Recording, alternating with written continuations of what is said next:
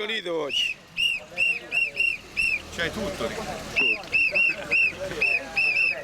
Sono in malattia. Sì. Da lunedì che sto a casa.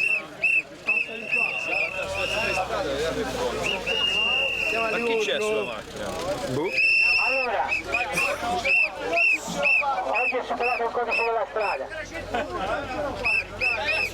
Stai a sinistra. Allora, oggi con forza, con determinazione, questa manifestazione che nasce da uno sciopero di 24 ore a Piombino del gruppo Lucchini, del Lucchini Servizi e delle imprese per mettere in piedi ancora con forza una richiesta presso il Ministero, presso il Governo, presso le istituzioni, perché non ci può essere, non potremmo accettare, non lo accetteremmo, non saremmo disponibili a fermare il sito produttivo, non saremmo disponibili a fermare il sito produttivo se non abbiamo le garanzie degli occupati, dell'occupazione. Noi non siamo d'accordo a un'idea di progetto, noi possiamo misurarci e confrontarci su un progetto che abbia i finanziamenti agganciati solo qui, solo in queste condizioni.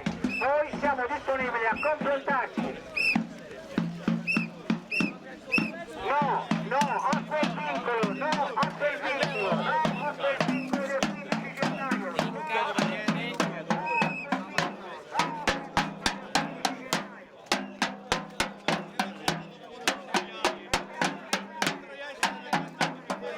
Maggio! Non accettiamo. Sì, sì. Non accetteremo